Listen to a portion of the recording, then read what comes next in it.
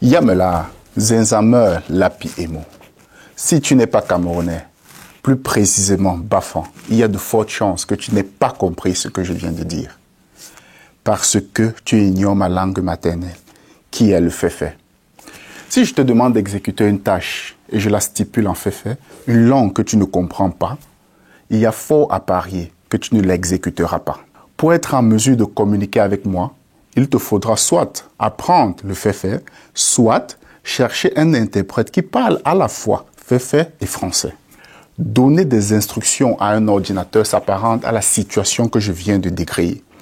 Pour donner des instructions à un ordinateur, il faut les lui spécifier dans une langue qu'il comprend. Il existe plusieurs langues qui permettent de communiquer avec les ordinateurs.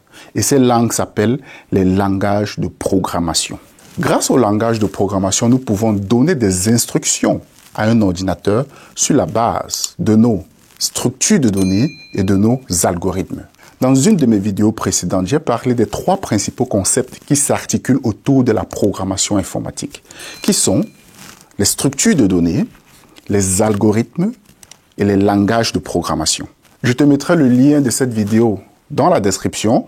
Tu pourras aller la revoir si cela t'intéresse. Nous pouvons très bien décrire sur papier nos structures de données et nos algorithmes. Mais l'étape d'après sera de les faire exécuter par un automate. Les langages de programmation nous permettront donc de décrire dans une représentation compréhensible les instructions exécutables par les ordinateurs. Actuellement, parlons des différents langages de programmation. Déjà, il existe une multitude de langages de programmation. Exemple, le JavaScript, le Java, Python, C et bien d'autres encore. En fonction du besoin et de la problématique, un langage sera beaucoup plus adapté qu'un autre. On observe aujourd'hui que le JavaScript est très utilisé pour le développement web. Le Java, qui est un langage très populaire, dans lequel j'ai le plus d'expérience d'ailleurs, est utilisé dans des domaines généralistes divers et variés. Dans mon cas, par exemple, j'ai travaillé dans une boîte qui développe des logiciels pour les institutions publiques, en langage de programmation Java. Ensuite, j'ai bossé pour un client qui développe un nouveau logiciel pour sa gestion de stock, sa gestion de clientèle et ses fournisseurs, qui utilisent également le Java. Et maintenant, le client pour lequel je bosse exerce dans le domaine de la recherche et il utilise aussi le Java. Donc on voit très bien que le Java est vraiment un langage utilisé dans des domaines différents. Maintenant, ce qu'on réalise en Java ne veut pas dire qu'il ne peut pas être réalisé en Python. Mais seulement, Python se révèle beaucoup plus adapté pour certaines tâches que le Java ou le C par exemple. Maintenant, parlons des principaux types de langages de programmation. Nous avons les langages compilés et les langages interprétés.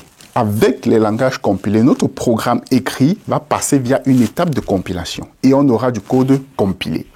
Et c'est ce code-là qui va être fourni à notre machine pour exécution. C'est-à-dire qu'au départ, nous avons écrit notre programme. Par exemple, en langage Java, Java qui est un langage compilé. JavaScript, par exemple, est un langage interprété. Ça, c'est autre chose. On parlera de ça juste après. Donc, on a le Java qui est un langage compilé. On écrit notre programme en Java. Le programme que nous avons écrit en Java va passer via une étape de compilation. Donc, il y a un compilateur. Ce programme-là va passer dans une sorte de machine qui va compiler notre programme, on va parler en profondeur ici, et qui va générer du code compilé. Et c'est ce code compilé-là qui va être donné à la machine pour exécution. Ensuite, nous avons les langages interprétés. Dans le cas des langages interprétés, il n'y a pas d'étape de compilation. En fait, chaque instruction de notre langage va être exécutée une après l'autre par un interpréteur.